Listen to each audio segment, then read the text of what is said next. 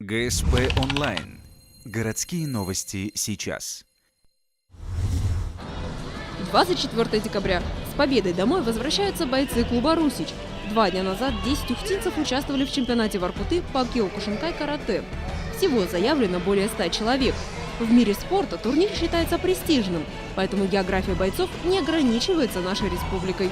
За звание сильнейших также приехали побороться ребята из Салихарда. Ухтинцы выступили достойно. Бронзу привезли сразу 3 бойцов – Максим Лобанов, Никита Костин и Иван Попов.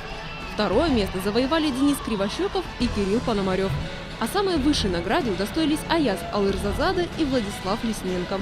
Была такая интересная практика, никогда такого на турнирах еще не сталкивались, чтобы бои по японскому нокдауну комментировались с комментатором. То есть было очень интересно, это с одной стороны отвлекало, потому что было очень непривычно, но с другой стороны это немного подстегивало, потому что ты то, что делаешь, тебя комментируют, люди начинают на это реагировать. Вот. Еще очень забавно на финальных боях включалась музыка, то есть идет бой, тебе включают какую-то музыку заряжающую, подъем энергии, очень много впечатлений. Сейчас спортсмены восстанавливают форму и набираются сил. А через 2 месяца, в феврале, клуб «Русич» отправится в Сыктывкар.